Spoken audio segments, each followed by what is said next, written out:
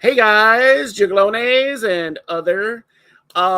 We are here tonight to talk about some great stuff. I moved my camera around because the light is on in the laundry area, and it's just piles of clothes right now because I'm the laundry guy and I hate it. But you can see all kinds of stuff going on back here, all kinds of stuff.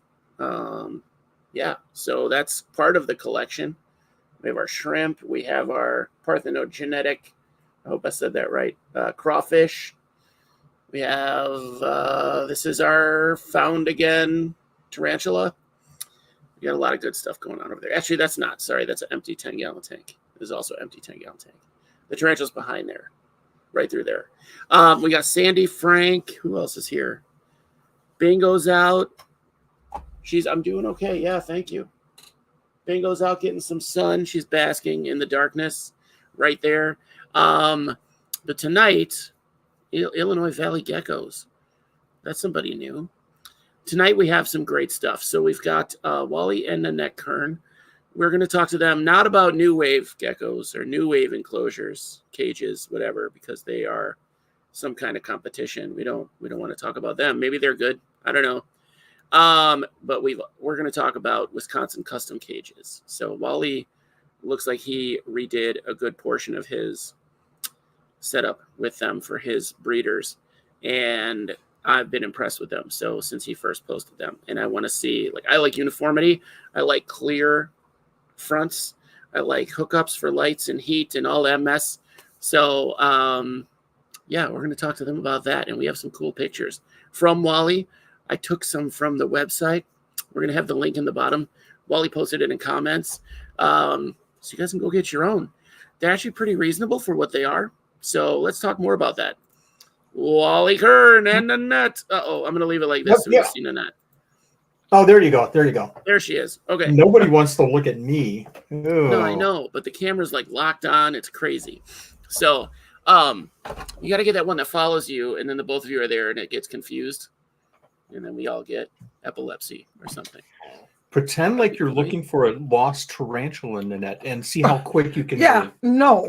Whoa. You heard mine got lost for 6 weeks, right, Nanette? Yeah, I just had the hair on my arm stand up. Yeah, it was about 6 weeks. And then where I found her tank is here, and underneath it there's a little plastic bin of cork bark flats, and I saw something move in there while I was doing something else, and her empty cage was still just sitting there. So I picked her up. She just went right in my hand, and I put her back and got her water and food, and I never saw a tarantula smile before. I would be in a hotel until a cat found. No. Yeah. What's worse, Nanette, a snake or a spider? I think the snake would be worse. Okay. What if the snake had 8 legs? It'd be equal. So centipedes are like a pure nightmare. Centipedes don't bother me those don't bother me, but snakes are bad. Giant centipedes are snakes with legs. And a death hug. No. There's a big difference. Okay. All right. I'm going to take your word for it. I would not. Anyway, Wally, Nanette, thanks for coming. Well, thanks for having us. Absolutely. I wanted to talk about this product because it's relatively new. I've seen a lot of setups at shows, and they're all pretty good. But this one really struck me because the look of them, the setup, and the look is very uniform. So if you had your whole room set up with these guys, it would look like a zoo display or something. It's just very uniform, very sleek. And then it's still utilitarian. It's not meant to be I don't know how to say without saying it bad. Because I don't mean it to be bad, but it's very purpose driven rather than they're not beautiful, but they're not ugly either. You know what I'm saying? They're more function focus. If you listen real close, you can hear the beep, the backup beeping. Beep, beep, beep. It's flow and function. So nothing about me is pretty and that looks really nice, especially me. Everything downstairs is function, 100% function, right? So it has to be functional. And hi, everybody. Hi, Moon. Cassandra, how are you doing? Illinois. Illinois. Cassandra's here. So, when I'm doing something, it has to be functional from a standpoint of, I want the animals to be breeding and display them, but easy to feed and easy to manage and things like that. So unfortunately, over the years, I've built this rack and that rack and these enclosures and this setup, and it's been just a conglomeration of all kinds of different sizes and shapes, and it just wasn't working. There's a lot of reasons why it wasn't working. Number one, a lot of the enclosures that I was using, and we'll see some pictures in just a minute, but a lot of the enclosures that I was using was top access screen, 10 gallons, 15 gallons, 5 gallons, lift a screen and hold it, and crickets, and don't drop in 48 crickets. Try to drop in just 2 or 3 and hold the screen and water bottle. And it was just really super hard to work with. And if I ever had to clean them, then I have to pull the tank down, scrape the glass. Oh my gosh, I hated scraping glass. So it was a lot of work, and it took a lot of time to use them. And again, they were all different. Just everything was different. I had a big problem with space as well. When we did that setup, what's that? No, you with space. Yeah. We had a big problem with space as far as when you're working with 10 gallons glass enclosures, they're heavy, number one, but also, when I lift up the screen, I have to have that space above it to work. And if I have any lights or anything on top of the screen, it makes it even more difficult. So I had to have something that was stackable, consolidated into one space.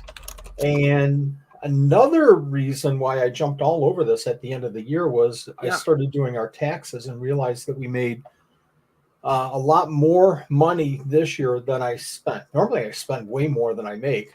And this last year was a really good year, so I had to find some tax breaks and called up Cody like New Year's Eve. No, you know what? No, I wasn't. If any tax accountants are watching this, ignore that statement. I called him up on the December 26th. It was still okay. It was the 31st. Quit. It wasn't done yet. No. Not New Year's Day.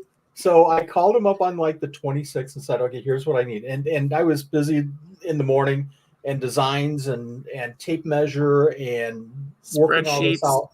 Yeah, I got you. Spreadsheets. Oh, yeah. The Frankson spreadsheets. So all of, the morning was spent this, and I messaged Cody and said, hey, this is what I need. But I tell you what, I don't care when it's done. Don't care when it's done. I just have to pay you like right now. And he said, well, here's what we can do. And it took him one day. This is Cody Wilson of Wisconsin Custom Cages. It took him one day to come back to me and say, this is all custom. We'll include lights. We'll include the heat tape. I can do all 3 of these rack enclosures, and here's the price.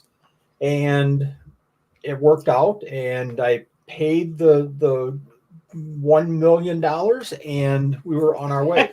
Now, I told him, we were looking at like February, March timeframe. So that gave a couple of months, simply because he had the Tinley show at ARVC in Chicago, so he had to prepare for that. And I really felt like I had a lot of work to clean up downstairs and get things ready, which I really, really did.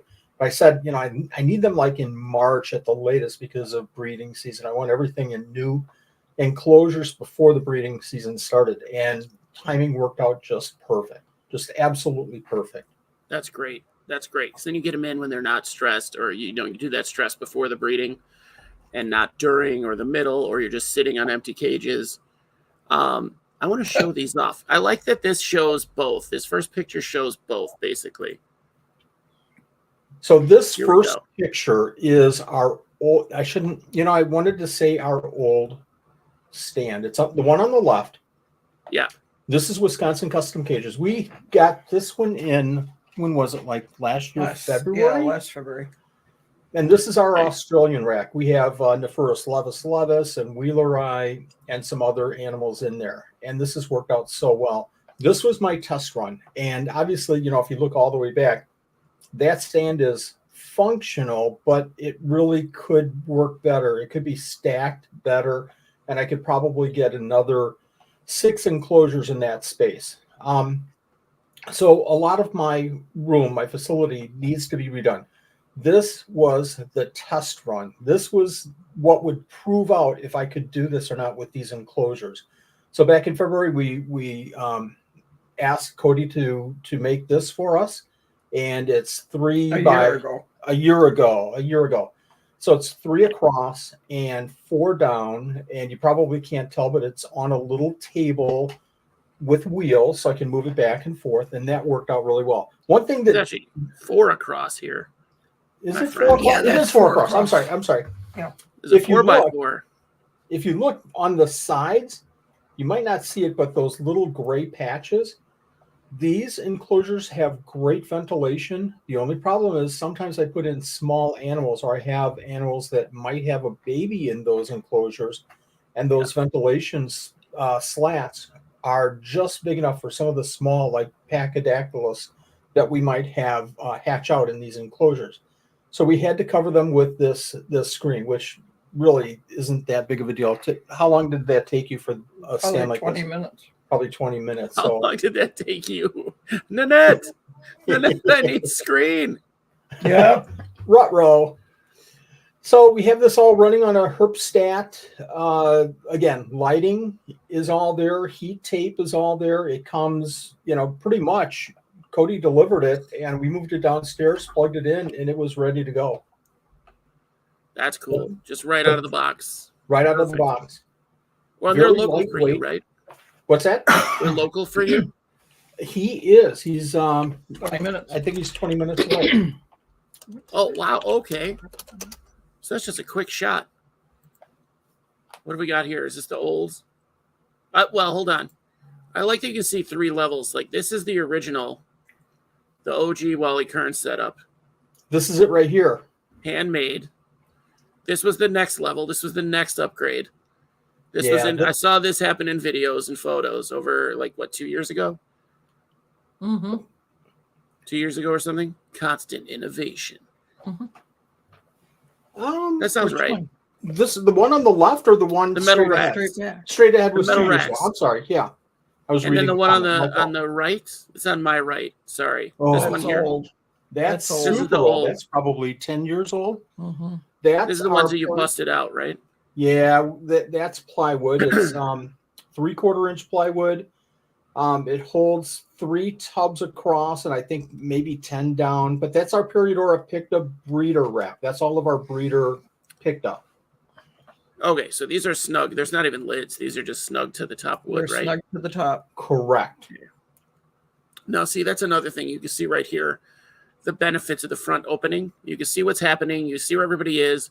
Nobody, these always worried me. I don't know if this is true or not, because I don't breed anything.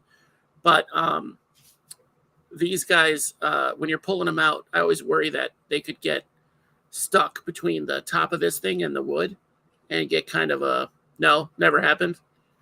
It's happened maybe once or twice, but not really, right? It's a concern Yeah. of ours too, but really, they don't hang out at the top that much. It's never happened, with the Picta Not with the or Picta. leopard geckos or any other geckos. I'll agree with Nanette. We've probably had 2 tails caught, maybe lost 1 tail, and this is Okay. after thousands of babies. Okay. Yeah. That's I'm normally trying to- not an issue. I'm trying to bump that up so people go front open. Wally, we're trying to boost sales. Oh no! It's a So huge, the it's a huge ordeal. No, it's not that big a deal, but Yeah, Okay. it's a little bit, it's a concern certainly, but you can tell from space utilization, the one on the back and Yeah. the tubs. The tubs are okay, but the one on the back, it's just so hard to work with. Pull each one down, open it, put the top somewhere, and then start working with the animals. Hope that the animals don't jump out of the tub. yeah. It's just hard. It's hard. Are you telling me that we're going to be upgrading this one too now? I can neither confirm nor deny. I'll come by and take some of these metal racks off your hands. There you go. I'll even help for a day and then take some of these as payment. Okay, so then this is the old school. This was a This colossal is disaster. old school. This is So we had 3 spaces that we wanted to do. The small, medium, and large. I'll call them small, medium, large. This is our medium area. Okay. These tanks are great for little teeny tiny geckos. Spirodactylus. I had some Periodora, the Stardi in here.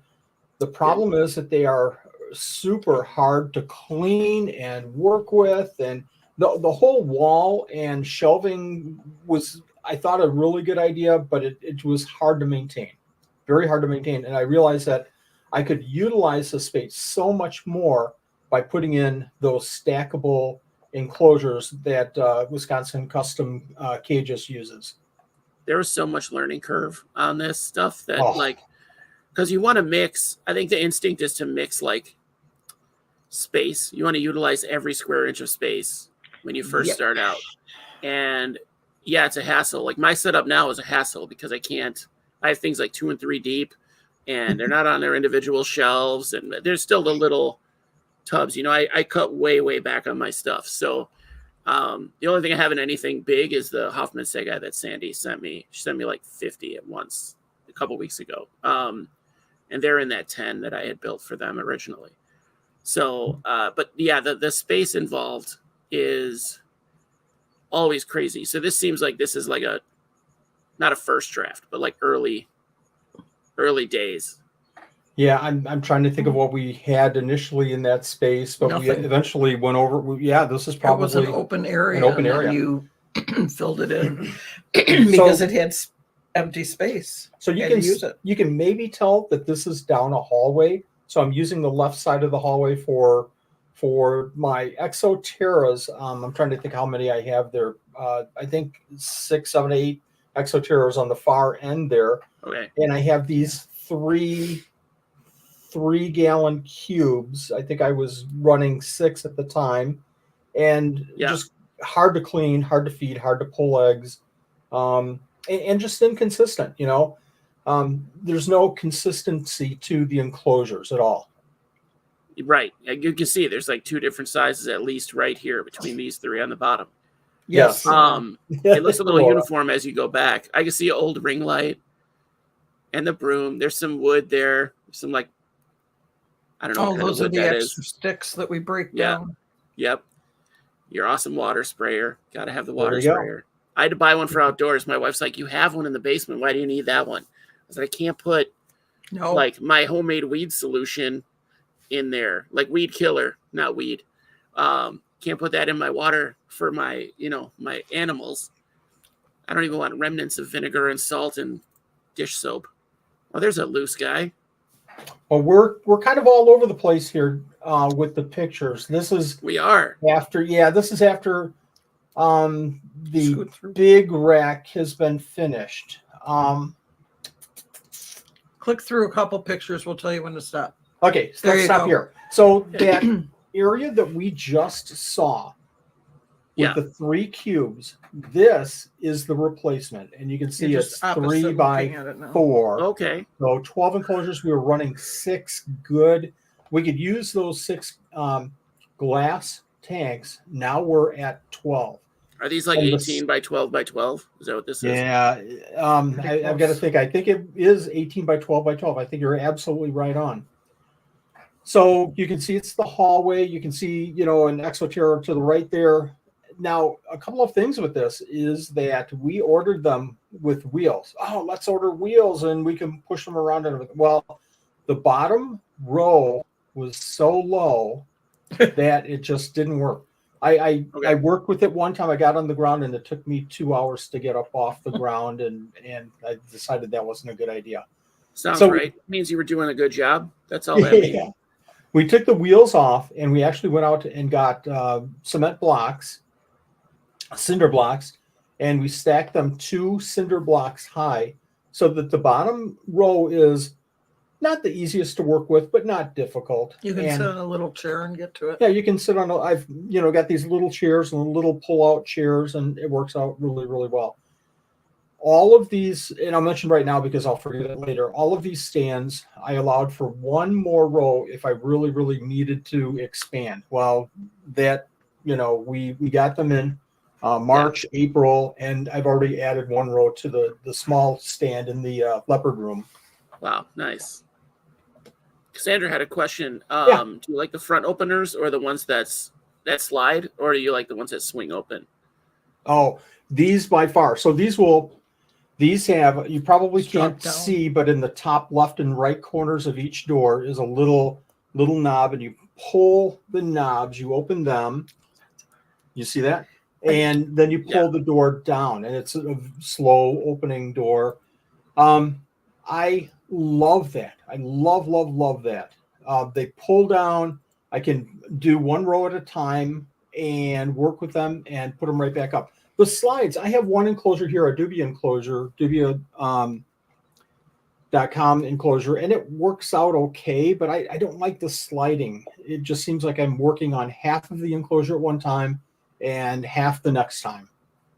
If that makes sense. That makes sense. Yeah, absolutely. Or you have to make sure that it's like right-handed or left-handed. Wow. Exactly. Now here's some more notes. I'm going to take notes on these because they're at your personal house. This is the best. So we have a big bag of yard waste back here. That's definitely leaves. That's definitely a giant bag of leaves. No. What is that? That's actually, that's wheat bran. Oh, that's the wheat my bran. Gosh. Well, we go through a bag of wheat like that every 4, 5, 6 months. Mm-hmm. Yeah. You don't even have chickens. But you wouldn't know that because look at all this egg crate. Yep, that's the egg crate underneath. And that stand, the corner of that stand and then the corner of that black one, there's probably 2 feet in that space to walk through. He made that such a nice tight fit. We can barely get the carts through that aisle. This is how Wally knows it's time to do some more walking around those north Wisconsin woods. Yeah. Just God help us if the water heater goes. Oh yeah, that's going to be a problem. Holy cow! A furnace or a water heater, we're done. Lift them over these enclosures. Why did we take the wheels off? Yeah, well, the wheels were great, but those lower rows were so low. It was really, really hard. They were like 6 inches off the ground. That was not good. Hi, Angie. Oh, that's not great. But I like that there's a tripod here. Mm-hmm. There's this YouTube That's a closet with a chair there. He's peeking into our private. You didn't know that was going to be scrutinized. No, I love it. It's very like everything is where it needs to be. What's in here? What's in this one on the right? This Exoterra. That is Urodactyloides, probably agricolae, I believe. Mm-hmm. Yeah. Can we see? I think that's. Am I right? Am I right? I am wrong. Oh. Velarde. Oh, the agricolae are next to the other side, yeah. Those are quality pictures. We can zoom in that far and read it. That's good. There's a wild Nanette in her natural habitat. So we're going to be all over the place here, but this was the big rack. This is the large rack. This was the 15s tear down. So there's 10. There were 10 15s in here, and they worked okay. But you can see those bottom tanks and lifting up the screen and working and looking for eggs in the back, and cleaning. It was a pain in the butt, and they could never be moved. And I dreaded, like day one. Okay, Cody, we need this. Okay, pay, and then it's like, oh, we've got to move that 15-gallon rack. I hate to even think about what's behind there. It's scary, but the bejeebers out of me. There you go, Frank. Chameleon geckos. Nanette, how did Wally get your spoon down here again? That's a special purchase. Okay, that's for the business only. Mine upstairs are a different color. I will never forget the time he used your good spoon, and I don't remember what it was for, but then we flipped the colors in my kitchen. Perfect. Yeah, I can see how this is. I mean, you can even see there's like built up like cobwebs or something here. Yes. That's actually my spoon for moving animals that I don't want to touch. This thing was up how long do you think? 10 years? Oh my God, yeah, at least. Yeah, I mean, you're gonna get that. You're not moving them out and in and out all the time, so that you're gonna get that. I have that now. Everybody watching this has that right now. Here we are doing some maintenance. It looks tight in here too. That's the same rack. Yeah.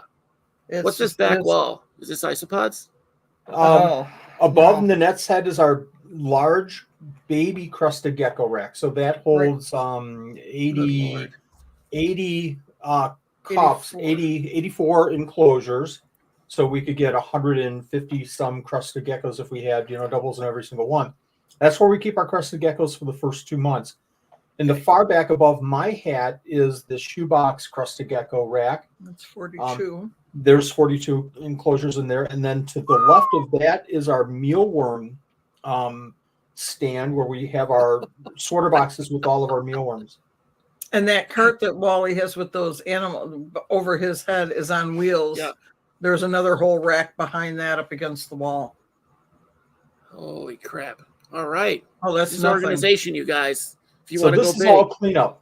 My initial plan was to bring these enclosures in, these new enclosures. In one day. And then the next day, so Friday night, bring them in. Saturday would be spent cleaning, taking down, and putting up the enclosures. And then Sunday was going to be setting them up for the animals and moving in the animals. Oh, you sound a lot like me. How wrong was I? Number one, just the cleanup of all of these, because we didn't just tear them down. We had to do the sand. We had to do all the decor and wash the decor. We had to scrape each tank. That's a lot of work. So how many enclosures did we have to clean? There were 10 there. 10, 13, 16. And then you had the other one. Yeah. It's probably about 25 or 30. Yeah. Crazy. And then find places for all these empties. What is this big sieve for? Oh. Right here. Oh, that's to clean sand. So what we did was we got, there were a couple of sands that we could use for like babies. So we set up all the new enclosures with new sand, but I also saved some of the sand and washed it out for use in some of our small baby enclosures in the future. Sure. Oh, there's a wild-caught crystal. She looks so happy, doesn't she? She looks like Grandpa's teasing her again. You can tell. Yep. So Crystal, Grandpa can't reach in the back by those egg crates to get the eggs out of this tank. Can you go and look for eggs for me?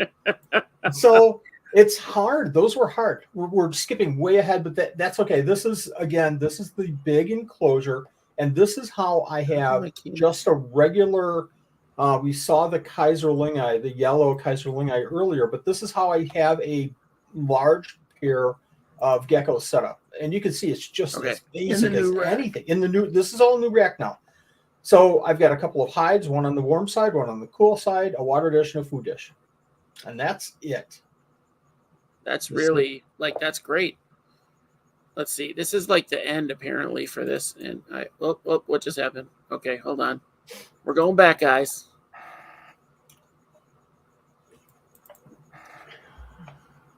This is the old school right here. I can talk about this. Yep. I can talk about this. So this is the small rack. This is the old small rack, and all of those are 5 gallons. And I took a lot of time planning and making sure that I had the right equipment and everything, and the lights and the heat. And the problem was that when I measured the size of the tanks, and I knew it was going to be close. The problem was when I put on the tops, you have to have tops. I was maybe 1/8 of an inch too long to fit 4 tanks in there. So I had to go with 3 tanks. And that bothered me. Like the second I realized I couldn't get 4 across, I had to just go 3 across. It bugged the heck out of me. Anyways, these worked really well for like scorpion geckos, vipers. What else did we have? Helmetids were in here singularly. It worked okay, but again, you can see to work in one of these, you have to pull it out, and the screen top had to be moved, and the light was interfering, and it was just a pain to work with. This picture is an older picture, so if you look where on your left side of it, I guess it is. There you go. The other side there where you see those plastic containers, that's where that first new stand went. That's okay. And Wally's leaning on the Pictus stand right now. I remember seeing the photos before you did the remodel and the bow in these shelves. And that was a big part of it. Like they were put together well, it looked like, but then time Time takes us all. Time wasn't on my side. Yeah, that's what it looks like now. I'm into my stuff. You're into your stuff now. I don't recognize that. Where's that at? This is at a forest preserve by me. This is Sexy Toad. It's not in my basement. Somebody I know does forestry, and they found this toad reclined, and it just sat there for this photo, and it's been my favorite meme ever since. So just so everybody knows, Sexy Toad cares about your pain. Here that if you ever won the lottery, that the first thing would be to buy and build a facility for your critters. Actually, no. I don't think so. No, because we've talked about you going outside of the house, but it's just nice to have you here. We'd never ever see you if you had a facility. No, it wouldn't be a facility. It kind of would, but it kind of wouldn't. It wouldn't be something where I would have something off-site. It would have to be in the back. It would have to be something where it would be attached to the house or walking feet away, because I don't want to have everything in the house. I don't want to leave the family and think, oh, I should be spending time with the animals, or work with the animals and then think I should be spending time with the family. It would have to be right here so that I could work for a while and say, oh, I need to go in and have dinner or sit down with Nanette or the family and just talk for a while. So I could easily walk right over to the house. Hi, Abby. Never have ball pythons either. Oh, there you go. Good pictures. Never. These are good pictures. No, this is perfect. Oh, go back to that one. Back. If you can. Yep. Whoop. One more. Whoop. Oh, yeah. Perfect. So we just talked about that 5-gallon stand. So we were, I was hoping to utilize 12 to 16 tanks on that. I wound up using, because how hard it was when I set it up, it just didn't work out at all. I had 6 tanks that I was working on with that stand. So here you can see this is 2, 4, 6, 8. And then right on top is the new row that we just added this last week. So now we have 10. What's that? It looks different. I never realized that. What looks Look different? at the front of it. Yeah. On the top. Yeah. It looks like a different box. It looks like it's cut differently. But maybe it's the angle. You talk to Cody and say that it's different. It is. It looks different. It looks bigger. It looks different. It looks like you have less glass space. Or front door. It does look maybe. Maybe it's just the angle. I don't know. Could be. I just realized it. So, look at that. It doesn't match. It's all right. That's going to bother me now. I'll return it. I'll tell them to take it back. I'd never noticed that. Let me talk about these enclosures for a second. So, these are all, we went from 5 gallons to, if I remember right, these are, I shouldn't even guess. These are like 18 by 12 by 12. But they're more than 10 gallons. I think they're a little bit over 10 gallons capacity in here. The important thing is that these are all terrestrial animals. So they're set up with, you can see it in the back, a simple egg carton slate or egg carton setup. So they have plenty of room to run around that hide area. And in front of those is a water dish, a food dish, and to the right is a little, it's actually right on top right is a little planter thing that I found at the dollar store, and it's 3 different compartments. It's pretty cool. Okay. I put a notch in there, and it's a great little hiding area for the animals. Cool. Yeah.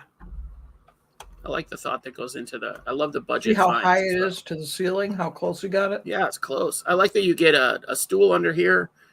Everything's got a little hidey. You guys would be great at having a camper, like a Winnebago. Yeah. Great. We should get a camper. I mean, you're in Wisconsin. Don't they just give you one? Yes. Here's like Texas where what's this? This is a great picture of looking inside that enclosure. And Abby, I'm going to talk about the lighting in just a second. So the one thing I left out is that little tiny planter saucer with a notch in it for another hide area. So sometimes what we'll have is we'll throw a bunch of animals in here to grow out. And as they grow out, sometimes a male, maybe 2 males will turn out in an enclosure like this. Well, one male will be dominant, one will be subdominant. The subdominant male will find another hiding place, and usually that's going to be somewhere out of the group. That's why I put a couple of other hides in here so that maybe extra male can find a hiding place, and I can get it and take it and get it out of the enclosure. Okay.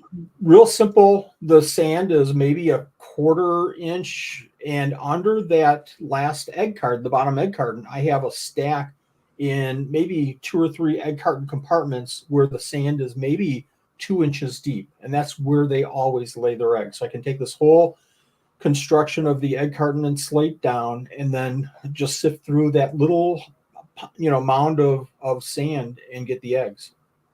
Very smart. Lighting is a straight LED light. So with these stands, Cody will hook up all the lighting, hook up the heat tape and the lighting, and all of the rows have a light to them, and all the rows have a heat tape, and each one has a line going to another connection where you can plug it in. I don't even know what to call it. Like here we've got 5 different rows. Each one will plug into a contraption, little adapter, and then that adapter has one line that I'll actually plug into the light fixture or the electric fixture. This is the tab that holds the thing. There you go. The door. This is what holds our door shut. The door is actually down here because we opened it and took the picture. The door down here. Here's the tab. It's flipped down, and there's your tab to go in. I like that it holds it at both corners because they tend to, plexi warps eventually, probably. So, unless he's using some kind of thing I don't know about, but doesn't it? It tends to warp, right? I'm not crazy. You're plastic? Crazy. Eventually, yeah. I don't think so. I can talk to Cody, but I don't anticipate these. These aren't really large. Like a lot of people will get enclosures like this for larger animals. Maybe I never anticipate this from the size that I have. They really shouldn't warp. I don't know about larger sizes. Okay, good. I mean, that'd be something to ask about if you're looking at these. Yeah. So, because I know that talking to Ryan Marshall from Marshall Arachnids, he changed his products to use a different plastic because, like regular plexi, warps over time with heat and moisture. So I talked to Cody, and the one complaint that I had was, and this is so small, those little screws are frequently, I shouldn't say frequently loose. Once a week I'll go through and I'll have to tighten 2 or 3 of them. And I literally have a screwdriver on one of the racks. Yeah. And I'll grab it and I'll just tighten. It takes a second to tighten one of those screws, but yeah, for sure. And you could put some kind of screw lock on there or something. What are we looking at here? We got to sprinkle in some aminals. So this is off of that small enclosure setup with the egg cartons. These are baby Pachydaculus aureophilus. So again, I'll go in and I'll find the eggs, and I'll take the eggs and I'll set them up to incubate them. I'll put them into a 6-quart and let them grow up, a couple, 3-4 months. And then I'll take the babies and I'll put back into one of those enclosures and let them grow out and maybe, choose a male and female group again. Sad part, Frank, is when they grow up, they don't look anything like it. Yeah, they're super cool as babies.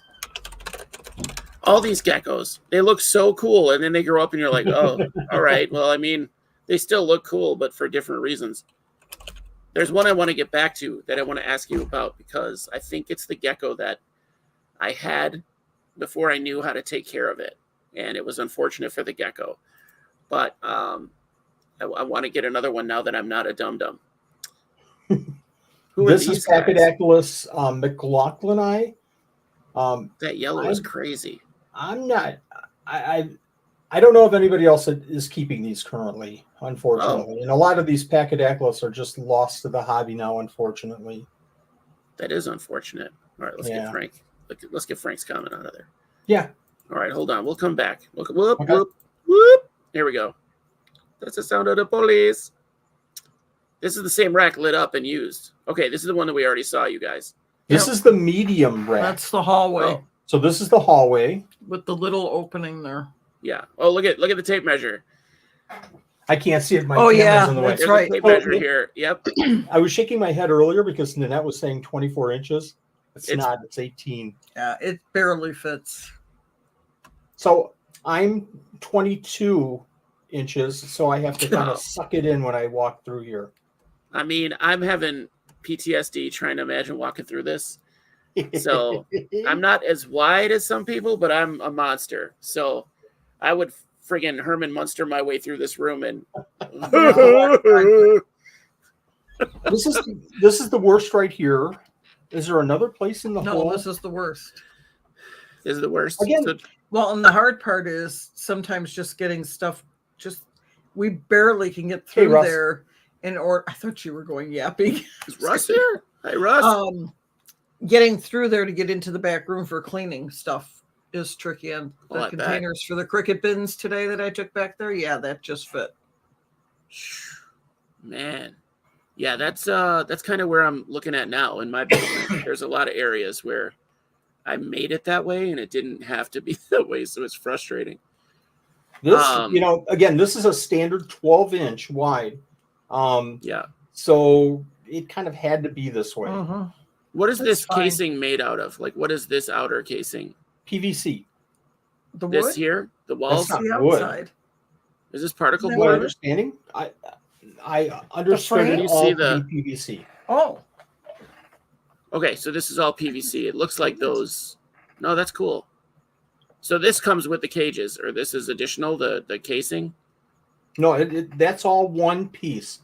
Okay. So each three of those is a separate unit that we had to put together. Stack. And you drop it down and there's pins that hold it so it doesn't shift. Yes. Very cool. Yeah, and each row is fairly light. They're very light. Yeah.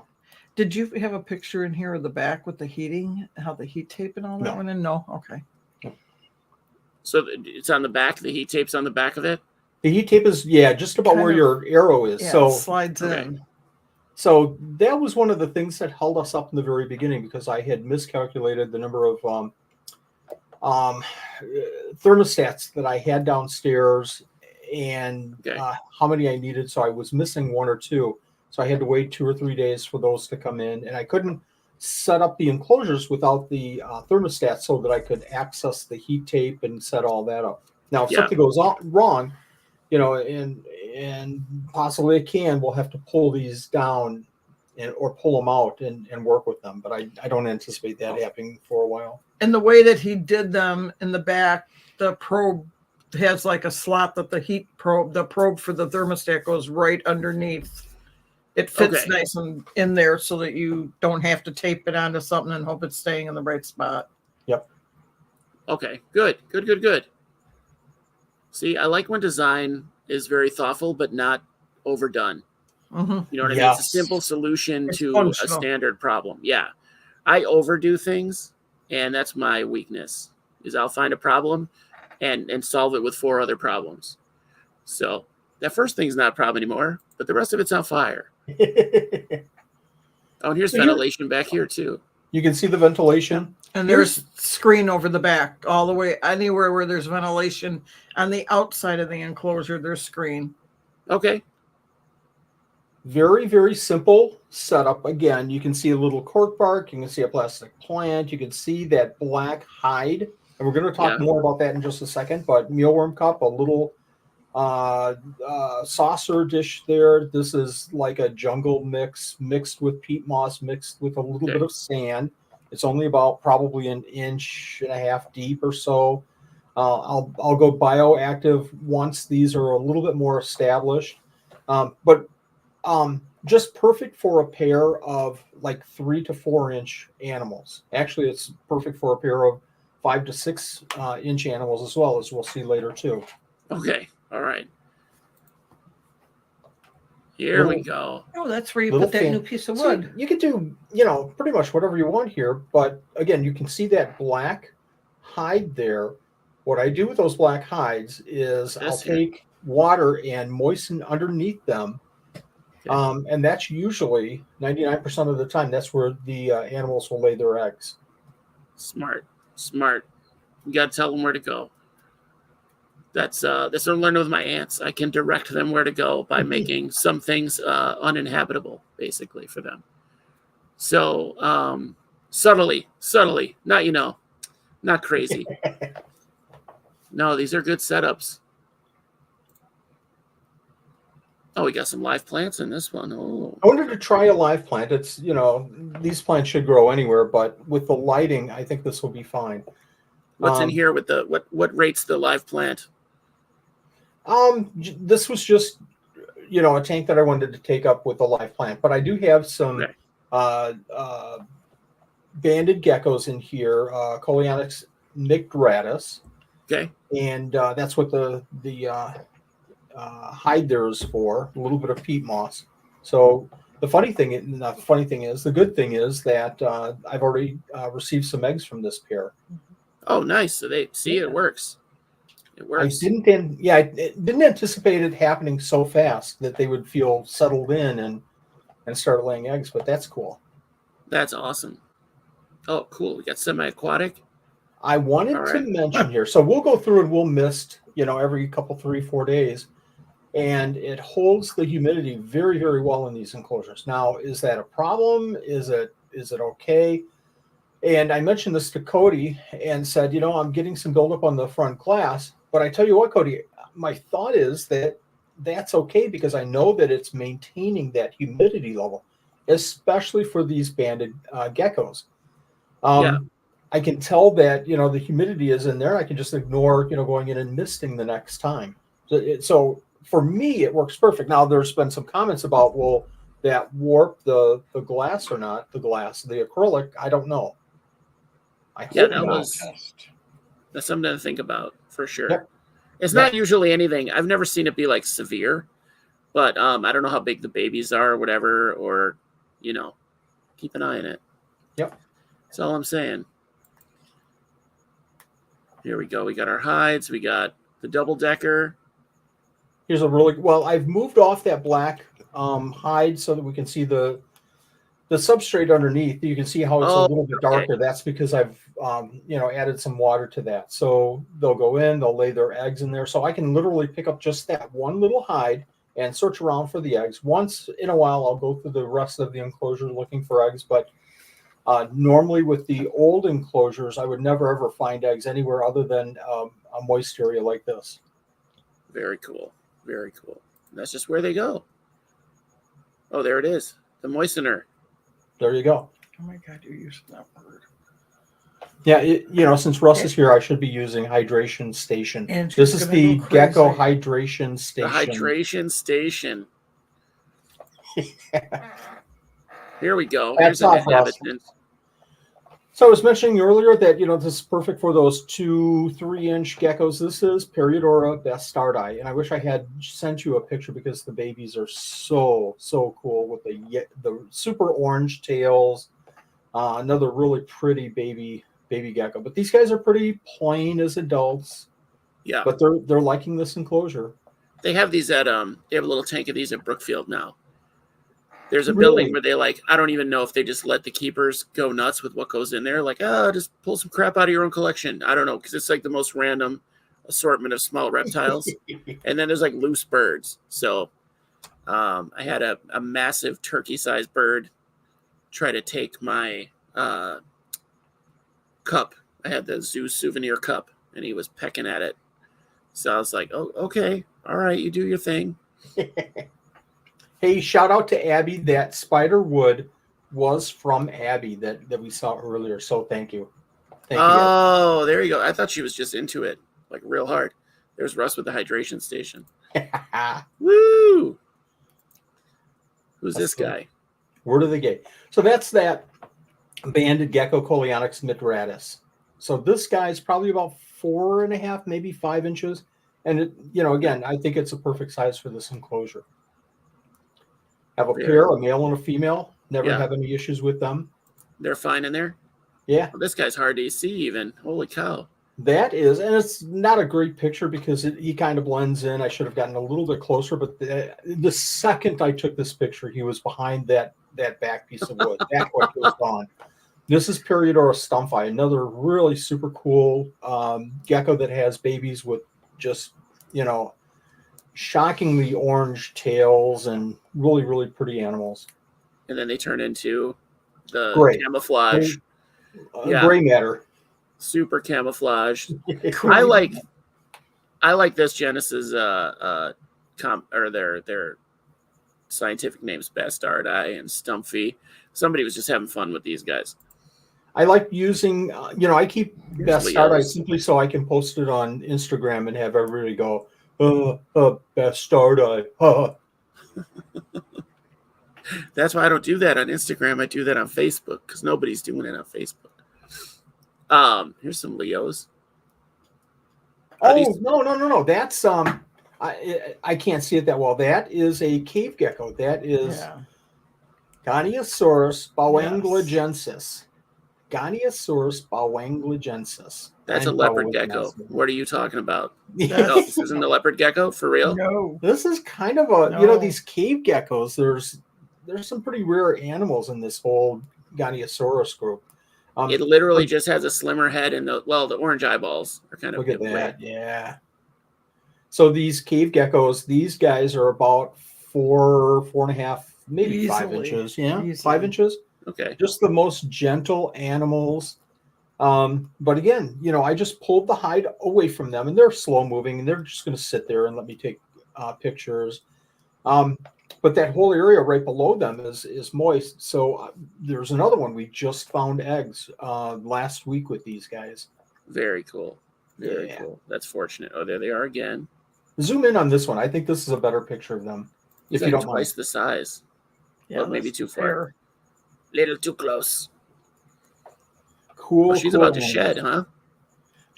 Probably just going into shed. So she's pink and blue under this? That's how shed works, right? kind of more black and white tail, yeah. Oh, I'll never forget that day. Yeah. Look at this guy. This is the helmet head, right? No, this is God, I don't know anything. Name. This is Mr. Krabby. So this is in the big enclosure. This is, we saw the picture before with a couple of hides and a water dish, a food dish. This is where this one lives. This is Chondrodactylus angullifer. Now, this guy looks like a brute, just a brute. And he does. The funny thing is that it's kind of not. It's a little puppy dog, but quick story. He puffs up. He puffs up, but he looks kind of mean and everything. A quick story with this one is that for years and years, this was probably top 2 or 3 of my wish list animals, and I got it about 3 years ago. I got a pair from Phil Trumper up north, and I was overexcited. You did a video. I did a video and brought him in, and within a week I lost the male, if I remember right. Yeah, it's just heartbreaking beyond words. And I talked to Phil, what's going on? What do you think I did? And showed him pictures. And we went through the whole analysis. I don't know, Wally. I think you're doing everything okay. And sometimes some things like this happen. I thought, Phil, there's got to be a reason. There's got to be a reason. No, Wally. I don't think there is. I think it just happened. And he goes, let me bring you another one. Wow. Well, you're not going to bring me another one. He was so let me just bring you another one. And, this is not a inexpensive animal by any means. But they are just so super cool. This is a good, probably 7-inch animal, real stout, sturdy, and the pair do really well together. Now I separated them out because the male was just introduced to the female, but we'll see. I'm hoping, fingers crossed this year. These guys look like one of the dragons from that How to Train Your Dragon. Yeah. A little stumpy one. It's exactly what it reminds me of. I think this is Jack Black's dragon. Here we go. This is a cave guy, right? Yes. These guys are in the big rack again, the really super big one. And this is Goniosaurus. I think this is Lui. Okay. Goniosaurus lui. Lui. Okay. This is a big animal. This is a good 8 inches. One. 8 inches, 9 inches. Wow. Okay. And big cave a gecko. baby. Huh? A baby. Just very gentle. Oh, very docile. yeah, little puppy dog, yeah. Oh, I was like 8 inches, 9 inches is the baby. Wait, what? This is a lychee size thing? Here you can see the eyes. Eyes again are really super cool. Little wuss. Yeah, they are. They're slow moving. They're gentle, easily handleable. You probably shouldn't because they're not real. They're pretty secretive. okay. But I'm really hoping this new setup. I've had them in other setups a couple of times, and I've gotten some eggs. But I'm hoping this new setup where they're kind of isolated and out of the way and on the bottom, and they have they have tons more space. Hope this kind of sets them going. Yeah, for sure. Get them more secure. More now too. Who's this is another animal in that big enclosure. This is Hemidactylus pichardi. I like that you gave him some ping pong balls to play with. Like, that's good enrichment. They'll, if you get two to hatch out at the same time, they'll bat the balls back and forth. It's pretty cool. Perfect. Yeah. So this is the egg this one came out of, or no? Yes.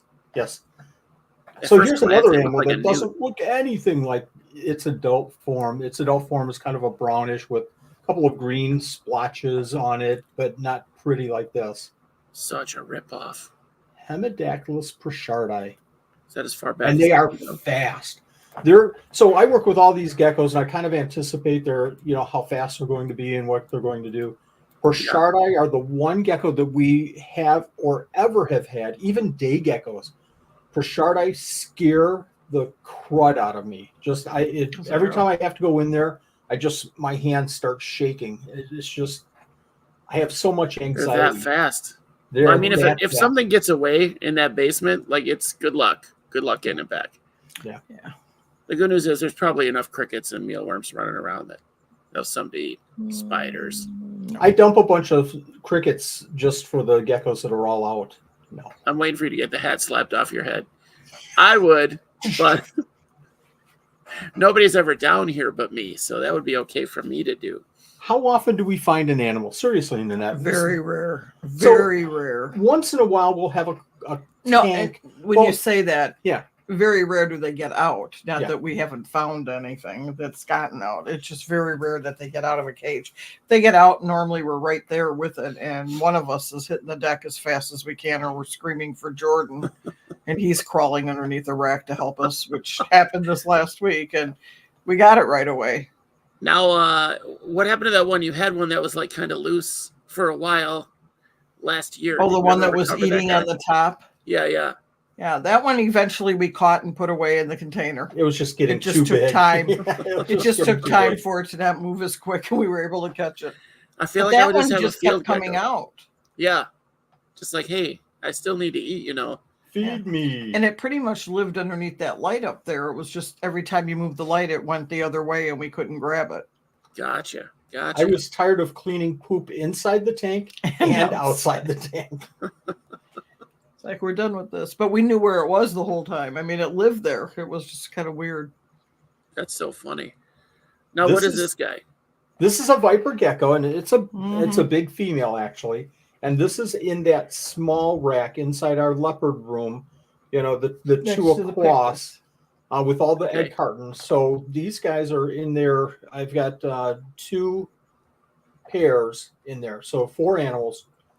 2 tanks are being taken up with a pair each. Yeah, right. Russ, we're glad you got to catch it live, too. It's a good Tuesday night. Here's another one. This doesn't look anything like the adult. I could tell because it looks awesome. It doesn't. This is Pachydatylus fasciatus, and they are also in the small rack. Again, another really super cool baby. They were not rare at all, 10 years ago, and now they're super rare. There's very few people keeping this animal, unfortunately. It's one of those. So weird. It's one of those. Nobody keeps it because everybody's got them. Oh, okay, got it. So that's that thing, the feast or famine thing with all the exotics. Like all of a sudden there's a run on it, and then no one wants it, and so they're rare again. And then they become rare again. Look at this guy. Another. Is it a knobtail? What's that? Is it a knobtail? It is not. This is another Pachydatylus. Remember the tuxedo and the McLaughlini, the orangish one? This is in that same group. This is in the same group as the fasciatus, Pachydatylus rugosus. But saying that about its tail, what it does when it feeds or when it's mating, it'll take the tail just like a scorpion and move it all over the place, up and around, and it's super cool. That's cool. My Leos used to do this, where their tail would twitch at the end, right before they were about to hit. And I should get another Leo. Oh, that's those guys again. Okay, there's the tuxedos. You had the Kingsley thing in there somewhere. Oh, there's the girls doing their work. So now we're at the setup. So, we've cleaned everything out, and now we're setting up the enclosures. And, again, I thought that this would be maybe half a day. And this took probably a couple of days. Yep. Because we put in the sand, we had to find the right hides. We had to clean a lot of decor already. I had to set up the new room lighting. I had to set up the heat and adjust the heat to make sure that all rows were working correctly before the animals went in. This one was the one that we waited for the thermostat too. This is the one that we waited a couple of days, and then once it came in, then I had to go through 2 or 3 days of adjusting, and one row just wouldn't adjust right, and finally got it going. And here the two of our granddaughters helping with putting in the sand. Crystal on the top and Aubrey on the bottom. Now, a question that I had with these, talking about the thermostats and the lights and stuff. So, this just reminded me of my apartment that I had where we lived with in a building with a bunch of old people. So we never had to use I don't think we ever turned our heater on because our place stayed at like 70 degrees no matter what, because the ambient temperature. So like, is that an issue? Like this middle rack, I see this one in the middle, that Aubrey, is that it? Has her arm in? Is that one difficult to maintain because of the heat from the other ones, or it's pretty evenly distributed? So that's why it took a little bit of time. So I tried to set everybody up to be about 95. I'm sorry, 85. Okay. But doing that, I wanted to let it go for a half a day to just adjust and make sure that all of them were set at 85. They weren't. So I had to go back because some of the top rows were getting a little bit warmer than I wanted. And the ambient, like you were saying, the ambient temperature was a little bit warmer too. So I had to adjust down a little bit for some of the top rows. Okay. So that's not necessarily an issue, but it's something to think about. Yeah, it's something that you have to really kind of play with a little bit, and it's not turnkey where you plug it in and put the animals in. That's my style. Oh, here you are cleaning the old. You're just getting stuff out of this tank. So we're going back to, if you can enlarge a little bit. So I wanted to show a picture because Nanette doesn't do all the work. See, this is Wally working. See, this was a staged. That's me. This was a staged picture. Nanette, quick, take a picture. I did one scoop with my super duper pooper scooper. Take a picture of me holding the scooper. Take a picture. Hurry up. Take a picture. Okay. Hey, man, somebody's got to do it. Oh, here's the fire. So taking down, I wanted to show this picture. I'm kind of transparent here. Excuse me. And we're taking down the 15s, and I come across this. So what we had for the 15s was the wood, and then tile, and then the heat tape, and then the tanks on top of the heat tape. And it worked out okay, but you do something like this, and you go, ooh, what happened? So I looked at the heat tape, and the heat tape was okay, but you just never know. Yeah. So again, 10, 12 years these tanks were up. So who knows when that happened, but that's wood. That's burnt wood. That's what happens. Here's that one shot again. I Notice love the on the left. Yeah. You didn't comment.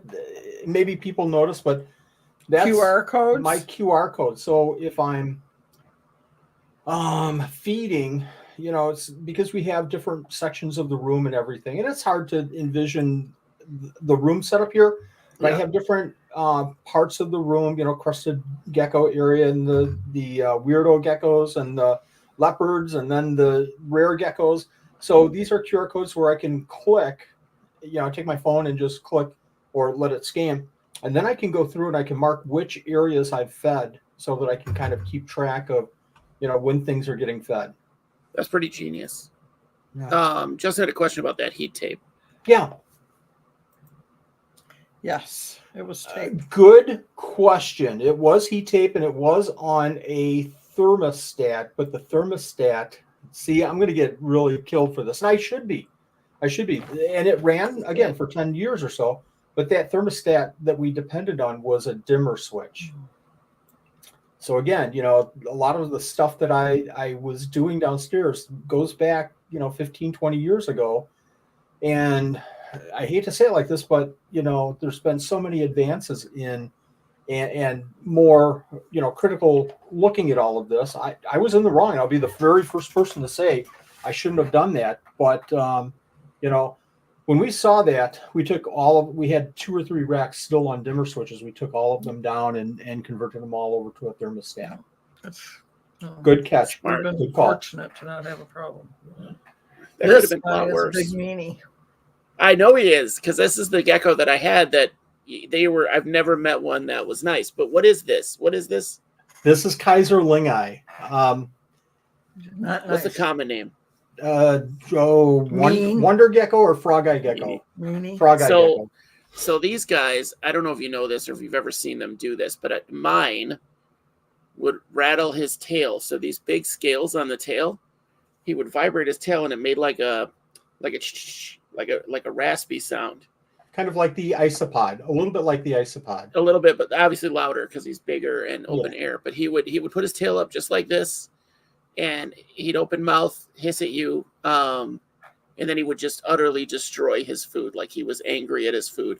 Mm-hmm. So he comes right up to the glass when Jordan's dog comes down and looks at him, and he's right there ready to go. He's ready to fight the dog. You can literally see it in his eyes. You come close, you open that door, and I will kick the living crap out of you. So if I'm downstairs and I start feeding, one of the other rows, he'll come out of his hide and he'll walk right up to the glass and wait for me to open it. And if I put my finger up there, it's like, boom. That's so funny. Yeah, I definitely want one of these. I definitely want one of these, probably, because I like that feistiness. I like that craze, keep you on your toes, kind of. Yeah. Like Bingo's a big puppy. Comes out. She's excited to see me. My blue tongue skink. I need more of this in my life. Like, yeah. The little rage beast problem is getting in there. When you're a breeder, not necessarily. I can work around that. I can distract and I can put the food in and everything. The problem is when you're a breeder and you have a male and a female, your anxiety level goes up so much because you're afraid to introduce a pair. And when you do, you're so worried that everything will go just right. And you're almost in that phase of anticipating something going wrong because they are so aggressive. That's so funny. Well, and if you had to get to try to stop anything, it would be dangerous. Yeah, I got chomps. They're not that big though, right? These guys are like 4 or 5 inches. Yeah. 5, 6 inches, 7. Okay. Yeah, he's pretty good sized. Yeah, about 6. He's got a little stoutness to him. I got chomped by a leopard gecko. I had 2 males that got together on accident, and they were about to go at each other, and I put my hand in between and got it on both ends. Yep. So I did not know. Like, it wasn't severe or anything, but I bled it. I had a good amount of blood. So I was pretty shocked to know that. I was very confident. Oh, yeah, I'll just put my hand in there. It'll be fine. It'll be like getting bit by a newt. Nope. I bled a lot more than I thought. I was like, what the hell? So, yeah, anyway. Thankfully, my timing was on point. Because that would have been a bad situation. Reminds me of the Family Guy scene. I'll make you bleed so much you know that you bleed so much. Exactly. That's exactly it. All right, I think we're back where we started. Did we miss a few? I wanted to go through the animals specifically because here we go. Reptisand. Oh, there you are, staging another picture. Staging another picture. I do some stuff down there. You do a lot down there. I'm down there at least once a week. I love all the thermometers you have everywhere. It's like the 3rd one I've seen. I'm pretty sure they're different ones. I have those that would. And the funny thing is that those are just my general, about how much how warm is it down here? 72. I get that read, and then I have individual, thermometers in some of the enclosures. I have them in the incubators. I have them in each room, in different sections of the room. So I really need to keep track of stuff. That long line that's down there. This here? because we're still working on everything, that's kind of in the way of everything. But that's a motion detection light. So when you walk into the room, the lights the overhead lights go on. Okay, nice. Yeah, nice. That's a handy little. Everybody. Yeah, you're coming down there with a 40-pound bag of wheat germ. You're good to go. Right. Got to know where I'm going. Yeah, you don't want to be tripping all over in a 14-inch crevasse. Exactly. All right, that's the one that we saw. I like that it's coming with the tough plastic on the plexi to keep it from getting scratched. Well, if you go back one, Josh, real quick, if you can in your mind envision, no, you're fine. So in that other picture, we were sitting behind here, and all of our crusteds are on our left side. Behind this enclosure is our was a bar, but now it's kind of a storage. We have another incubator on top of there. Okay. But over to the right-hand side is our gargoyles, and we have 15 enclosures for gargoyles. Right behind this stand on the upper left-hand corner is another rack of 10 gargoyles. Right in front of us, to the right, upper right, is our Exoterra stand, our more bioactive, and we have 10 enclosures on there. We used to have 15, but I pulled all the bottom off. To store the egg crates. Because we had to have a place to store egg crates. No, because I just hated working in those bottom Exoterras. Hated it. So we pulled those off. That's the hallway. That's the hallway. That's the point that I was getting to. That's the hallway. So if you go all the way to those Exoterras and take a left, there's where our medium-sized stand is, and where you saw those other Exoterras. And that you can really get through. It's starting to be like any fans of Bluey. I'm a super fan of the show Bluey, and their house is like a weird. It reminds me of the Shining Hotel because you're not supposed to know where anything is. Like they keep changing it up, and it's disconcerting. That's the pictures that I'm seeing is what I'm getting at this basement. It's like a Mobius loop kind of a situation. Are you saying our basement is like the hotel in Shining? Oh God, I won't be down there again. Yeah, you got to do a film or a video where Aubrey and Clarissa are like, play with me. No. Crystal. Here's Johnny. Just have Crystal riding around on a big wheel. All right. Red Rom. She's like 6 feet tall now. That'd be funny. Knees way up in the air. We're done. All right. No, come on. I didn't even talk about snakes, just snakes with legs. Yeah, I was going to have Bingo out, and then I remembered your snake aversion and how that was too much. Well, it would be fine because you're far away. That's true. Over Miami. Red Rum. Red Rum. Ruh-roh. I like that this little slate sandwich. That's handy. See, I'm too clumsy. I couldn't do a thing like this. I'd drop one and... Are these guys getting introduced? I see 2 babies in here. Those are adults. That's Heteronotia benoye. So those are the parthenogenics.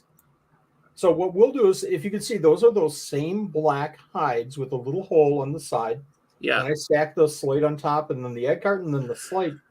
And they'll, again, way in the back, I have 2 that have a little bit a higher mound of sand in there. So when I'm ready to go looking for eggs, I'll go back to that back one, and I'll pull all that stuff off, which takes, 10, 15, 20 seconds. Then I'll look under one of the black hides and kind of sift through and find the eggs. Perfect. Was so these guys are like, sorry, what was that, Nanette? That was the animals were in containers when we were moving them from one rack to the next or whatever. Oh, sure.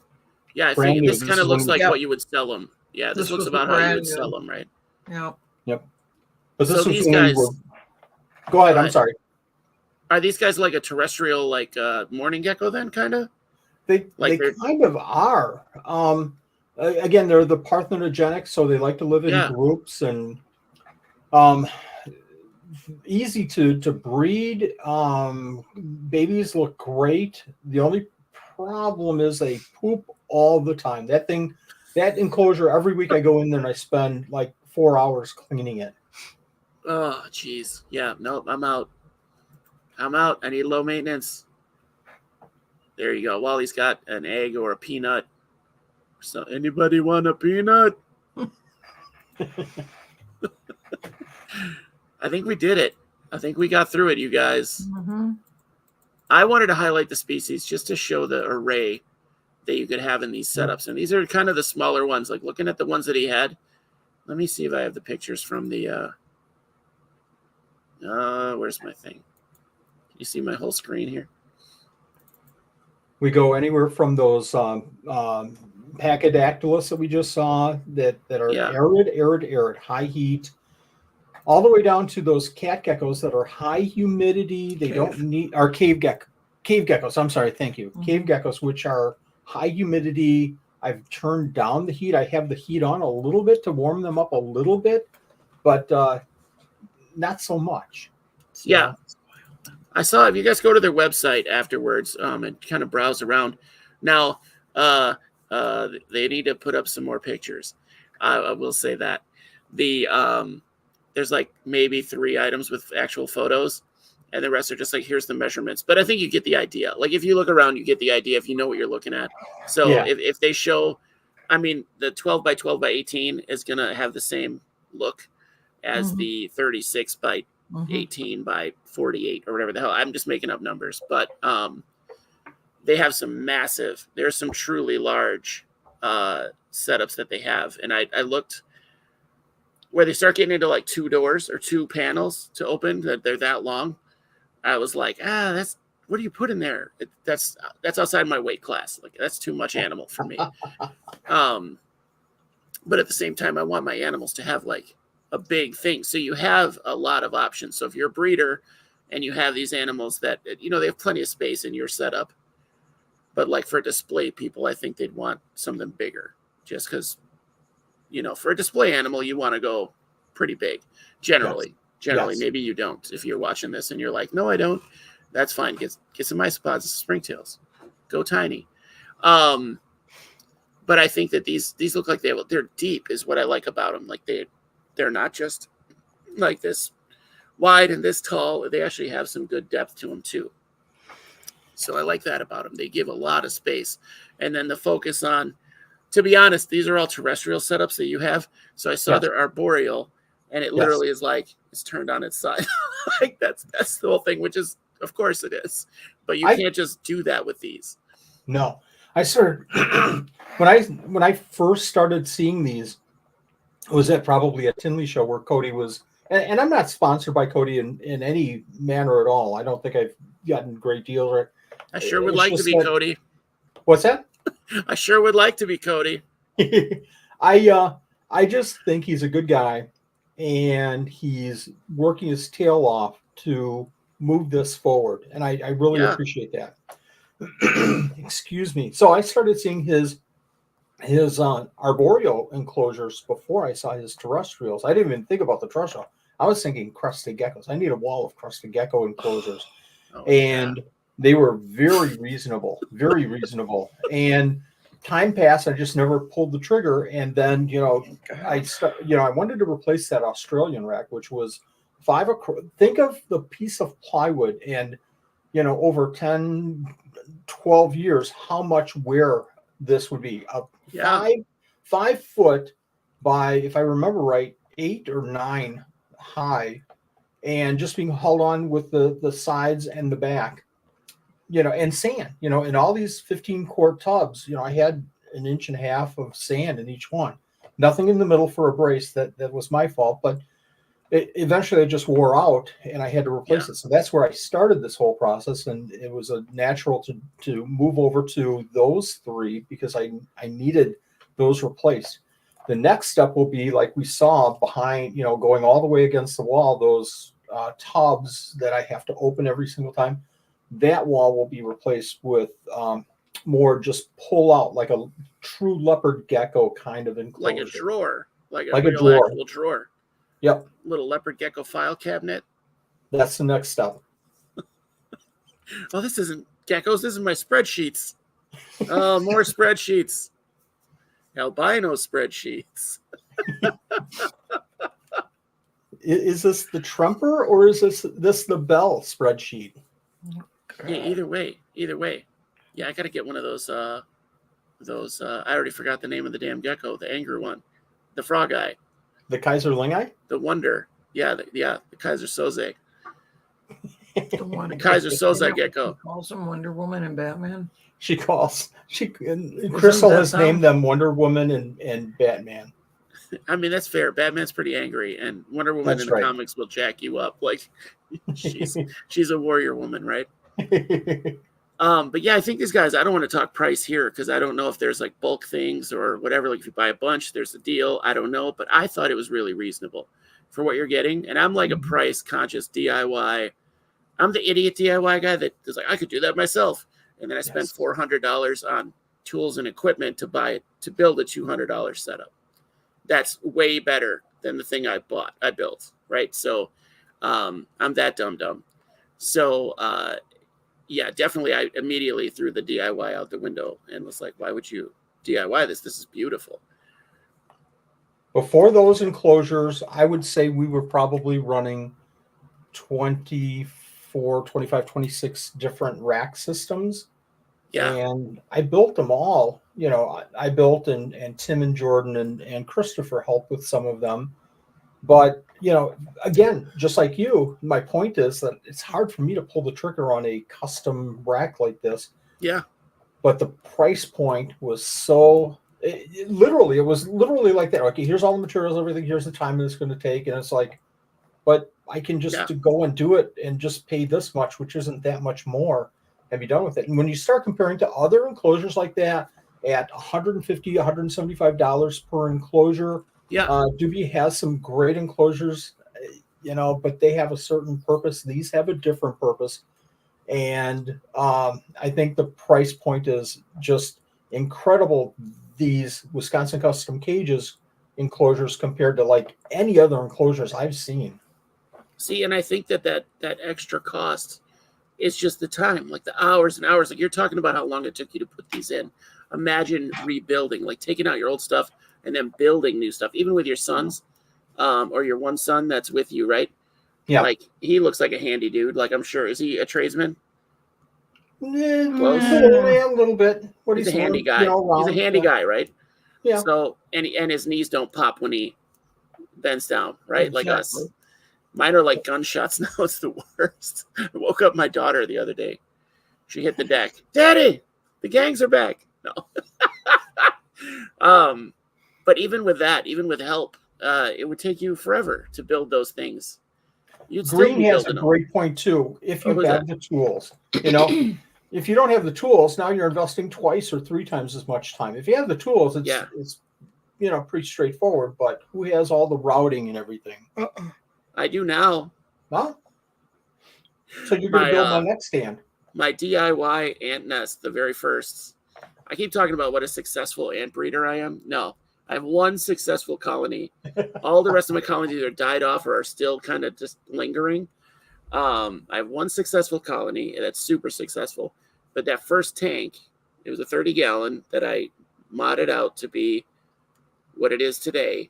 And it took me 4 months. And like, God, I hope my wife never watches these episodes. It was like $400 or $500 in tools and the wood, because I used black walnut, so the wood was expensive. Oh my God! And the wood burned out two Dremels. I burned out the motors. I got an industrial strength Dremel now, with like some diamond tip, because black walnut's like one of the hardest woods, I guess, that I didn't know. So getting through it is really, really hard to carve. So yeah, I have hand carving tools. I have router. I have all kinds of stuff now. I could do all kinds of stuff now. Wow. Japanese pull saw that looks like a katana. It's super awesome. Cut my leg really good with it the first time I used, because I was whipping it around like like an a-hole. Ow, damn. It works. It works. I didn't get through bone, but you know. But yeah, the tools will kill you. That's what kills you with DIY. Everybody on the videos is like, oh yeah, this cost me $36. That Serpa Designs. Have you guys seen those videos? Mm-hmm. Yeah. He's like, oh yeah, no, I used this, repurposed all this glass I had from another $700 project I had laying around. And I had this that I used and this that I used. And it's like, those are thousands of dollars worth of tools. And you make it look like it's not. So yeah, anyone could do this. Well, sure. So the point I'm trying to make, I guess, is pull the trigger and spend the money on the stuff and get a couple episodes of CSI in rather than all the aggravation and swearing at the tools and the people. Yeah, that are helping you. I swear at the people that help me all the time. Are you saying that I was swearing with you guys when we were building some of those old racks? Oh, yeah, no. My daughter and I planted my front garden today. I know I'm late, but we planted the front garden, and I built dug a trench for sunflower seeds. I was like, all right, we want to put the sunflower seeds all in here. Okay. And I turned to dig up another portion to put some other seeds in. And I hear her go, Daddy. And she did something. And I turn around and she's got the packet. It had like 200 or 300 sunflower seeds in this packet, and it's empty. And she's still standing in the spot that I handed her the seeds in. She's still standing in the same spot. And there's a pile of them. There's like a pile of them right there. She's like, it's spilled. And I was like, oh. I said, well, let's get down there and we'll spread them around. So that one corner by my steps is going to have like just rampant sunflowers, but we got them. I think we got them spread out pretty good. So yeah, we'll see. We'll see. I want them all in front of my bedroom window. So it's like a screen, but, yeah, we'll see. We'll see what happens. But yeah, that's where, I swear at my helpers too. Like, are you serious right now? Yeah. You have to. It builds character, right? I think that's what my dad taught me. No. I don't know if I swear as much as I probably do a lot of this. Yeah, I sigh and I get yelled at for sighing. And I'm like, how far down the ladder can I go with critique? And it's okay. Like, I can't yell, can't smack anybody with a shovel anymore. It's crazy. It's crazy. That's right. When I was a kid, but yeah, I think these are really good. I think you guys should check these out if you're like doing a breeder project or you're replacing some bins that you have. I don't know that I would recommend these for show things unless they're really handleable animals where you can reach in and be like, yeah, check this out. Because it looks like it'd be really handy to manage the animals physically, like to grab them or move them around. It's way better than the top. So although that fast one you're talking about, him running out the front would scare the crap out of me. Mm-hmm. Little bit. Yeah. I have to be on edge with that one. We talk about these enclosures more, and I tell you, they're going to work perfect for me as a breeder. But, that's not what Cody's, I guess his main focus is really. He's making some of these for the breeders, but his enclosures are made for shows. He has, and you were talking about it before, the big enclosures for like monitors and tegus and, they're hooked up with everything that you need. Almost, I think they are walk-in with all the ledges and everything. I think they're hooked up for cable, either Wi-Fi or cable. I can't remember which one, but what? HD.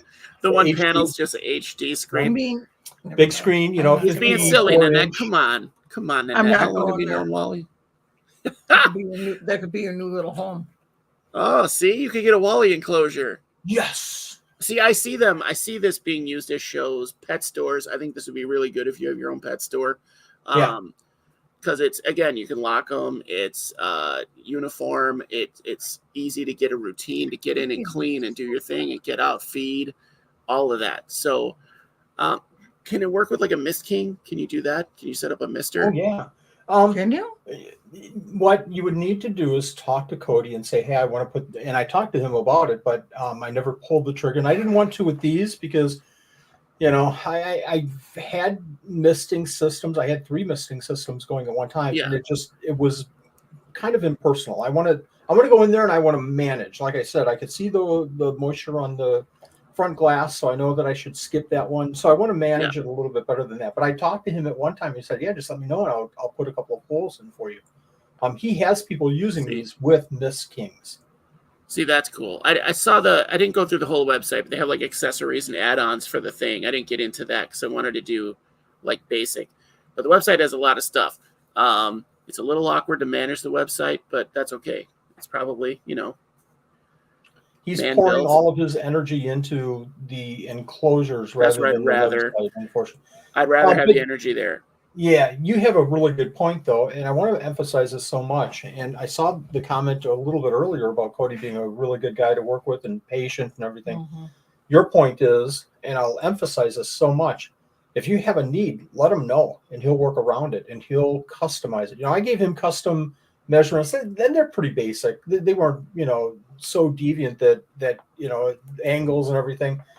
It wasn't too bad. But if you have certain specifics that you have to have him follow, or add-ons or changes, let him know, and he everything that he does is custom. So it is custom cages is right there in the name. So yeah.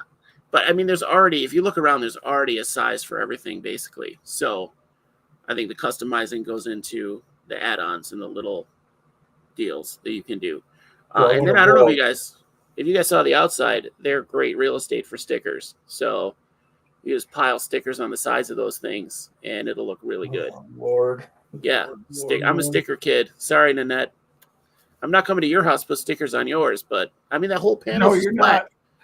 What are you going to do with that? Put QR codes all over it? Never mind. I think I have 2 stickers on any of my tanks. I think I have right behind me from Siri, a little corgi dog that she gave me a sticker on. Okay. And I think I have Benjamin's Roly Boys sticker on one of these enclosures. That's a pretty cool sticker. I like that sticker. Yeah. That one and Easy Eddie are like tied for first place for me. Yeah, I think these are a good buy. When I saw your video and then I checked them out myself. Cody, if you're watching, I apologize for making this next level gecko enclosures. I didn't know, man. I didn't know. I was just saying it as a term, not as the name of a thing. My bad. I've been doing that a lot lately. So I just have a gift. I have this gift for inadvertently. I have this gift for inadvertently pissing people off. Like I try to make a joke or I just try to say normal stuff and it's not the right thing. And it's really not the right thing. So yeah. Have you ever tell a NICU nurse that posts her 3D ultrasound pictures on her Facebook page where she's posting the pictures that it looks like her uterus is haunted? All of her NICU nurse friends will eviscerate you, just so you know. Where's my pen? I'll make a note of that. Yeah, write that down. I'll put it in an email and send it to myself. I should know my new filter is if I'm laughing before I hit send, I need to not comment that. If I'm laughing like hysterically, that's probably not a good comment. Somebody's going to be mad. Check it at the door, Josh. Yeah. Oh, Moon, if I could, I would, brother. It's kind of who I am. And that's making me crack up. Nanette can't make enough like discouraged faces when it's me and Wally. It's like a double-decker annoying sandwich for her. My face hurts when I get done with these shows. Mine does the other way. Like I have to frown afterwards. Like you probably need to smile a little bit. Go think about the grandkids. Look at some of the things they colored you this week or whatever. See, here at home, you have time in between because I'll say something, kind of corny like that, and you'll just do that to me. But then I'm down in the facility or I'm up here in my office, and you have time to kind of recover before I come back down for another cup of coffee, and I do the same thing. Or like in the car, and I just tell you to stop talking. Just stop talking. Yeah, just turn up the Stevie Wonder and just stop. Drive through the woods. Talking. See, I just assume you guys are up in the woods, like just surrounded by birch trees. Probably not. It's probably just a neighborhood. Not anymore. It was like 20 years ago when we moved in. Now we've got like 40,000 houses built up around us. That's not the Wisconsin. I remember. Oh, you're thinking of up north, and we're not there. I am. Minocqua was where we used to go. So that's the Wisconsin I love. That's up there. Hey, north up there. Hey. Like I wanted to say, I want to say this in the best way possible. But the basement photos where I saw the paneling and that tile floor, I could smell that basement. It brought back nostalgia for me. It conjured the smell of my vacations. Because I was like, it's in Wisconsin. It's got the paneling. It's got the tile. I know exactly what this basement smells like. But I got to add in like reptile poop to that smell. But not a lot of native reptiles to Wisconsin. Not a whole lot. I wish we could like send him a smell-orama or something so that he could smell the basement. No. Yeah, just some of the cork bark down there to send off an unused piece of cork bark. A cricket bucket. I hate that smell. I hate the smell of crickets. I wouldn't even do that So to do I. my worst enemies. It's the worst. That's why I kind of am glad I don't have anything that eats crickets right now, except the ants. I'll throw in like a dozen and watch them go insane because they're not good hunters. There is nothing, and I've said this over and over again in our lives, there is nothing worse than putting together a bucket with a top on it and then putting it under a rack and then forgetting it for about 4 weeks and coming down. Oh, God. It's here somewhere. I can't find it. I'll find it tomorrow. Can't find it. I'll find it tomorrow. And then finally finding it and opening it, it's like a Pandora's box, and you just sludge. I would just throw it away. I would just seriously go right in the garbage. You take that deer, you're daring yourself. Don't look, and you look in, and it's just sludge. It's moving. The bottom is kind of like waving, moving. Enough. I ate dinner a while ago. Angie said she just got home from being up north for a week and a half, up in the woods. How many mushrooms did you get? None. Oh, Angie's the mushroom princess. That's the best. She still won't come on and talk about mushrooms. She would just show up at the house with bags full. Yeah. Of mushrooms? Yeah. That's a good friend. That's a good friend. Bags of mushrooms. I loved the video where you had her out in the woods, like you got footage from Angie, and she was looking for white rockwood and mushrooms, and that was a great video, Angie. You're a star. Mistaken, that was Angie. I think that was Angie's idea. No, it was Angie doing it. I think it was her idea. I mean, it was really good. I said, you should do a video, and she said, nah, I said, okay, put it together a video, and I'll kind of splice it and edit it, and it worked out really well. You guys should check that out. If you're looking for what to find in the woods, Wally's got one with Angie in it, and Biggs has a few.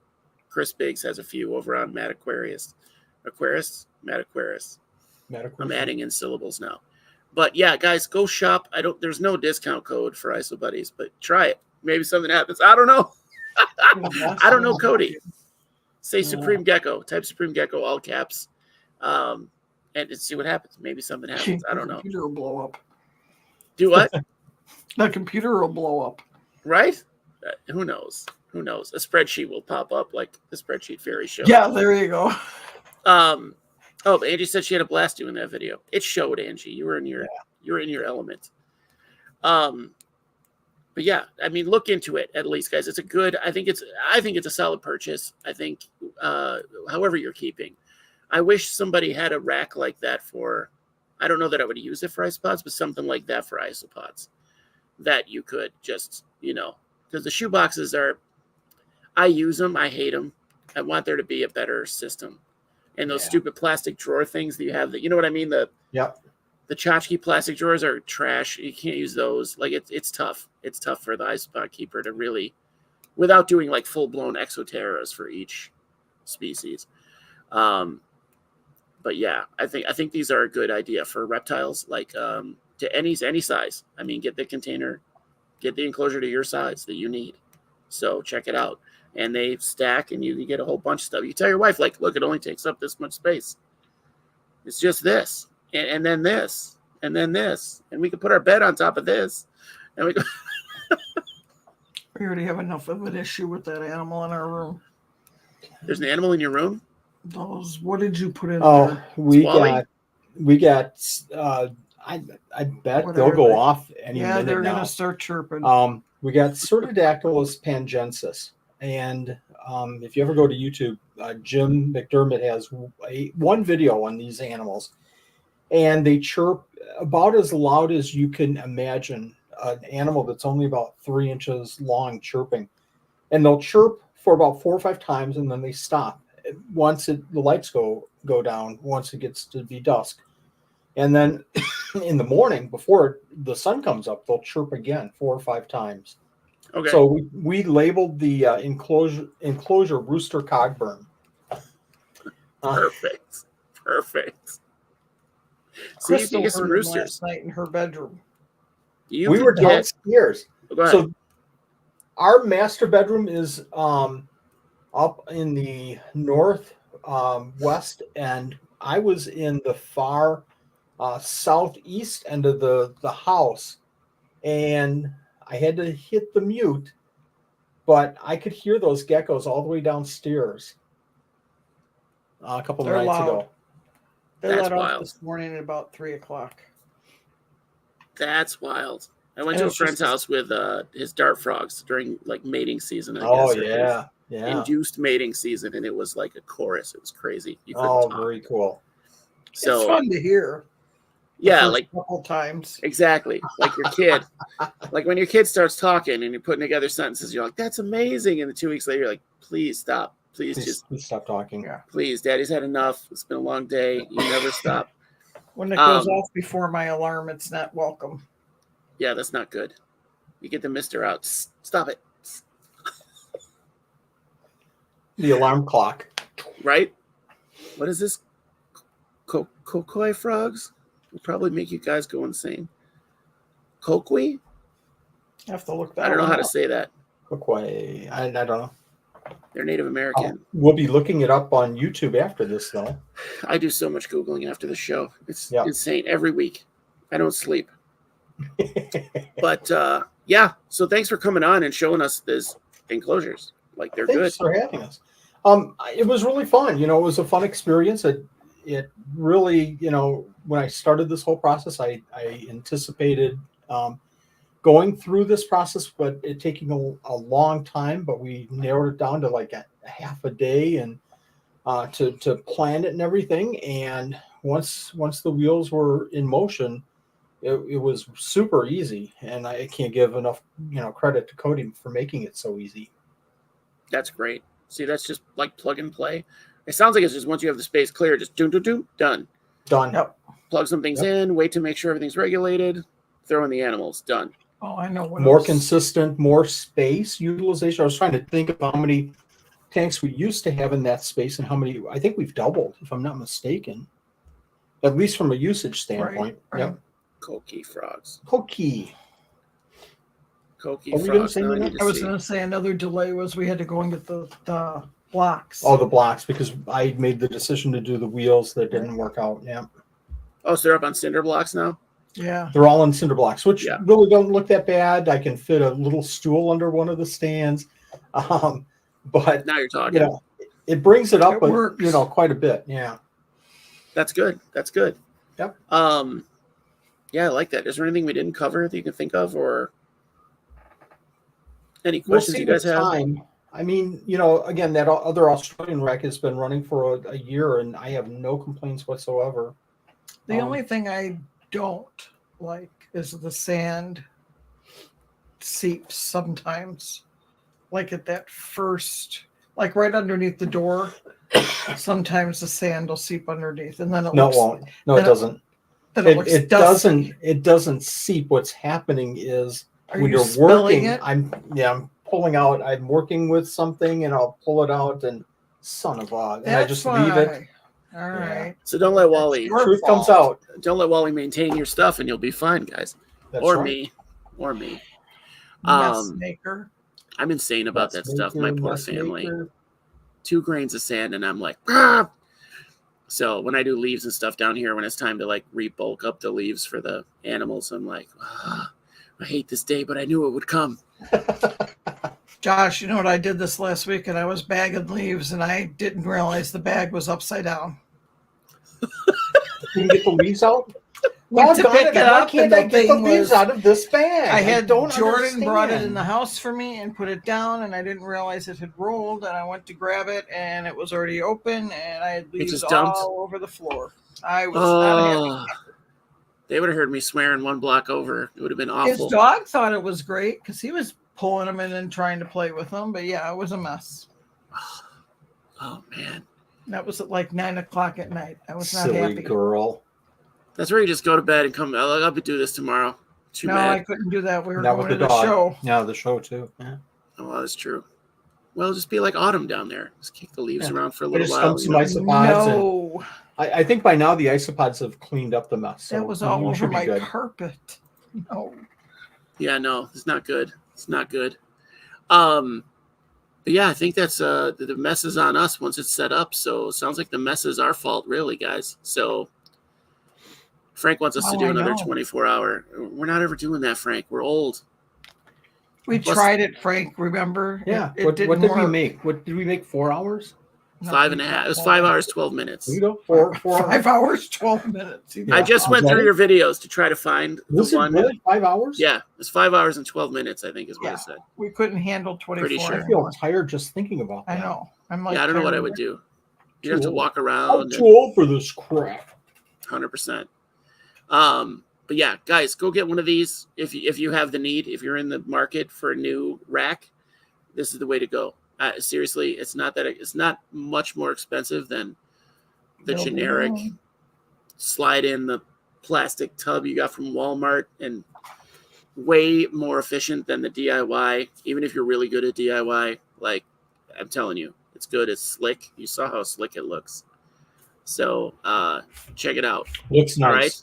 Yep, works great. See, I don't even use it. I want to have more lizards so I can justify having that. So like 12 wonder geckos. I think my wife would be down for 12 wonder geckos. They're probably like what, $350 each, something like that. That's fine. It's fine.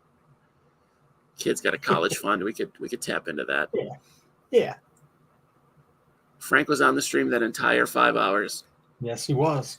Frank's a champion. That's how he got the tank name. So yeah. We'll see you guys later. Next week, I don't remember what we're doing, but it's something cool. I promise. Not leeches. The leeches, that made my skin crawl a little bit.